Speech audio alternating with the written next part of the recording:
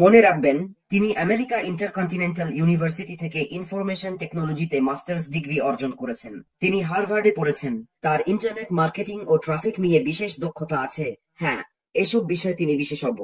তাই তার ক্যারিয়ারেও অনেক সম্মানজনক অর্জন রয়েছে। কিন্তু তার আর্থিক অর্জনও কম নয়। মনে রাখবেন, অ্যাশ বাফারা একজন অত্যন্ত সফল মার্কেটার। তিনি খুবই সফল হয়েছেন। তিনি এমন একজন যাকে বিভিন্ন কোম্পানি খুঁজে নেয় তাদের ডিজিটাল মার্কেটিং কৌশল নিয়ে সাহায্য করার জন্য। তিনি অনেক মানুষকে এক ঝটকায় কোটিপতি বানিয়েছেন। তিনি অনেক কোম্পানি, কর্পোরেশনকে ধনী করেছেন। তাই আপনি যদি অ্যাশ বাফারার দিকে তাকান, দেখবেন তার ছবি আছে।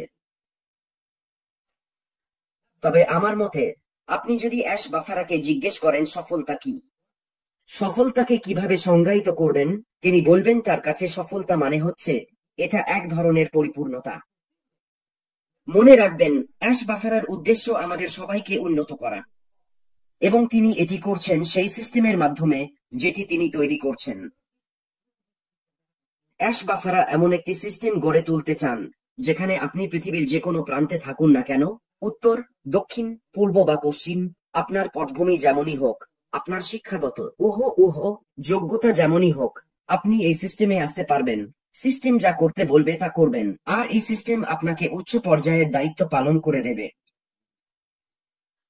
আমার কাছে আপনি যদি অ্যাশকে জিজ্ঞেস করেন, অ্যাশ আপনাকে বলবে এটাই আমার কাছে সফলতা।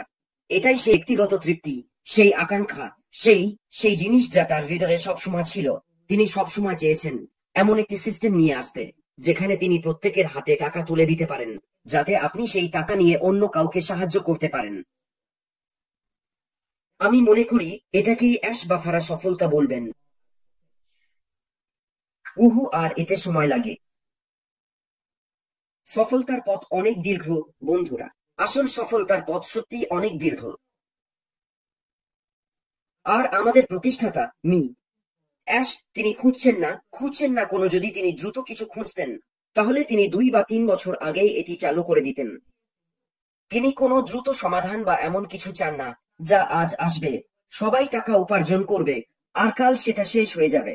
না, অ্যাশ বাফারা খুঁজছেন যেটাকে আমি বলি স্থায়ী সফলতা। এর মানে এমন সফলতা যা আপনি আপনার সারা জীবন উপভোগ করবেন, আর আপনার সন্তানের সন্তানেরাও এসে এই সফলতা থেকে উপকৃত হবে। এটা স্থায়ী। এতে সময় লাগে। বন্ধুরা। অ্যাশ বাফেরা একটি বৈশ্বিক সমাধান তৈরি করছেন। এই সিস্টেম, মনে রাখবেন, এই মানুষটি একবার বলেছিলেন পৃথিবীতে এমন কোনো সিস্টেম নেই যা একসাথে সবাইকে, সব 28 কোটি মানুষকে জায়গা দিতে পারে। এমন কিছু নেই। এটাই তার মানসিকতা। এ ধরনের প্রযুক্তি অ্যাশ বাফারা তৈরি করছেন। এটা একটি বৈশ্বিক সিস্টেম। এতে সময় লাগে। কমপ্লায়েন্স, এই পৃথিবীর প্রতিটি দেশেরই নিজেদের নিয়ম কানুন আছে। তোমাকে সেই সব কমপ্লায়েন্স মানতে হবে। তাই তার চারপাশে আইনজীবীরা আছেন। আইনজীবীরা দিনরাত কাজ করছেন যাতে আমরা বিভিন্ন দেশের নিয়ম কানুন মেনে চলতে পারি, যাতে করে আমরা শুরু করার পর কোনো দেশ এসে না বলে এই কোম্পানিকে আমার দেশে টাকা পাঠাচ্ছে কেন, কি হচ্ছে, কি চলছে এখানে। না, তাই তাকে নিশ্চিত করতে হয় যে সব নিয়ম কানুন ঠিকভাবে মানা হয়েছে। এতে সময় লাগে। এর কোনো শর্টকাট নেই। তুমি আবেদন জমা দাও, তারা উত্তর দেয়, তারা আরো কিছু চায়। তারা চায় তোমার নিরাপত্তা ব্যবস্থা দেখতে, তারা চায় সিস্টেম দেখতে, আমাদের ডেটা কোথায় হোস্ট করছো। তারা প্রশ্ন করে, তোমাকে উত্তর দিতে হয়। এভাবে সামনে পেছনে চলতে থাকে। এটাই হচ্ছে। এতে সময় লাগে। বাফারা আমাদের সময়ের সবচেয়ে জটিল তথ্য ব্যবস্থা তৈরি করছে, আধুনিক প্রযুক্তি, কৃত্রিম বুদ্ধিমত্তা নিয়ে। এতে সময় লাগে, জানো তো। সে পথপ্রদর্শক। এই মানুষটা কোনো টেমপ্লেট অনুসরণ করছে না। সে যা তৈরি করছে তার জন্য কোনো টেমপ্লেট নেই। সে কোনো কিছু অনুসরণ করছে না, জানো তো। তাই সেই সামনে এগিয়ে যাওয়ার পথ তৈরি করছে। এতে সময় লাগে। এটা, জানো তো, এখানে কোনো রাতারাতি সাফল্য নেই। মানুষ ভাবে তুমি কিছু দেখলেই মনে হয় সহজ, কিন্তু আসলে এর পেছনে কত কাজ হয়েছে সেটা কেউ জানে না। চলো আমি যেটা প্রায়ই ব্যবহার করি একটা ভালো উদাহরণ দিই। এই লেখক যে কে রাউলিং, আমি তার বইয়ের নাম ভুলে গিয়েছিলাম শেষবার, হ্যারি পটার। সে মানে হ্যারি পটার নামে একটা বই লিখেছে। এই নারী 1990 সালে এই বই নিয়ে ভাবা বা লেখা শুরু করেন, কিন্তু বইটা প্রকাশিত হয় 1997 সালে। 7 বছর লেগেছিল। আমরা ওপ্রাহ উইনফ্রের গল্প শুনেছি, তার সাফল্যের গল্প। তারও সময় লেগেছিল, এলন মাস্কেরও সময় লেগেছে। আমাদের বিখ্যাত আলিবাবার জ্যাক মা, তারও প্রায় 11 বছর লেগেছিল, আর তার ব্যক্তিগত প্রকল্পের জন্য আরো 2 বছর। তাই সাফল্য পেতে সময় লাগে। এখানে কোনো শর্টকাট নেই। মিডিয়া সাধারণত সাফল্যকে গ্ল্যামারাইজ করে তুলে ধরে, কিন্তু তারা যাত্রাপথের কথা বলতে ভুলে যায়। মিডিয়া শুধু শেষ ফলাফল নিয়ে কথা বলে যখন দেখে, আরে গুগল এসেছে, ফেসবুক এসেছে, টুইটার এসেছে, এক্স এসেছে, এভাবেই। তারা জানে না পর্দার আড়ালে কি ঘটেছিল। অনেক সময় এই সিস্টেমগুলো তৈরি হয় এবং পরে বাতিলও হয়ে যায়। এগুলো বারবার নতুন করে তৈরি হয়, পরীক্ষা করা হয়, আর এর সবকিছুই ঘটে, কিন্তু আমরা কিছুই জানি না।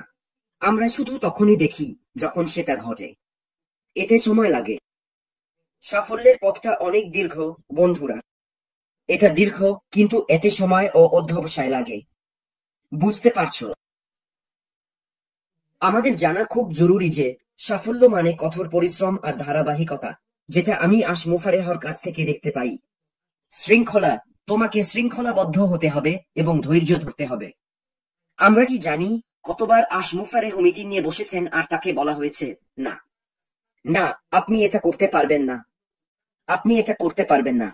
না, অন্য কেউ হলে হয়তো হাল ছেড়ে দিত, বলতো, দেখো আমি আর পারছি না, আমি আমার সর্বোচ্চ চেষ্টা করেছি। কিন্তু আশমুফারেহ শৃঙ্খলাবদ্ধ এবং তিনি ধৈর্য ধরেন। তিনি সব চাপের মধ্য দিয়ে যান, অথচ আমরা কিছুই টের পাই না। সাফল্যের পথটা দীর্ঘ, আর এই পথে ধুলো হয়। কিন্তু দ্বিতীয় বিষয়টি হলো, যখন আপনি ভুল করেন তখন আপনি তা শুধরে নেন এবং সামনে এগিয়ে যান। সব সময় বাধা আসে, এটা যাত্রারই অংশ, এবং আমরা দেখেছি আমাদের প্রতিষ্ঠাতা সামনে এসে বলেছেন, আমি ভুল করেছি, আমি কোম্পানিটা আবার নিজের হাতে নিচ্ছি, এখন আমি এটাকে সঠিক পথে নিয়ে যাচ্ছি। সাফল্যের পথটা দীর্ঘ। এটা সত্যিই দীর্ঘ, বন্ধুরা, কিন্তু শেষ পর্যন্ত যদি আপনি মনোযোগ ধরে রাখেন, পথ থেকে না সরে থাকেন, স্থির থাকেন, তাহলে আপনি শেষ পর্যন্ত পৌঁছাতে পারবেন। এবং অবশ্যই তাদের ধৈর্য ধরতে হবে। সফল হতে হলে আপনাকে ধৈর্য ধরতেই হবে। ধৈর্য আর অধ্যবসায়। সাফল্য এক মুহূর্তেই আসে না। এটা এমন নয় যে আপনি আজ এলেন, কিছু চাইলেন, সঙ্গে সঙ্গে পেয়ে গেলেন, না। আপনাকে প্রতিশ্রুতিবদ্ধ থাকতে হবে, এমনকি যখন সবকিছু ধীর গতিতে চলে, আমাদের সবার মতো। যারা আমি এখানে উপস্থিত সবাইকে অভিনন্দন জানাই। আপনি জানেন, এমনকি যখন মনে হয় সবকিছু ধীর গতিতে চলছে, আসলে তা নয়, এগুলো ধীর নয়। পর্দার আড়ালে কাজ চলছেই। অনেক কাজই কিন্তু পর্দার আড়ালে চলছে, বন্ধুরা। তাই আমরা মনোযোগী থাকি, স্থির থাকি, আর প্রস্তুত থাকি, কারণ যে কোনো সময়, যে কোনো মুহূর্তে আমাদের প্রতিষ্ঠাতা আমি অ্যাশ এসে বলতে পারেন, এই বন্ধুরা, চল শুরু করি। প্রশ্ন হচ্ছে, আপনি কি প্রস্তুত? আমার ভাই অলিভার যেমন আপনাদের জিজ্ঞেস করবে যখন সে আসবে, আপনি কি মানসিকভাবে আর মনস্তাত্ত্বিকভাবে প্রস্তুত? আপনি কি আত্মিকভাবেও প্রস্তুত?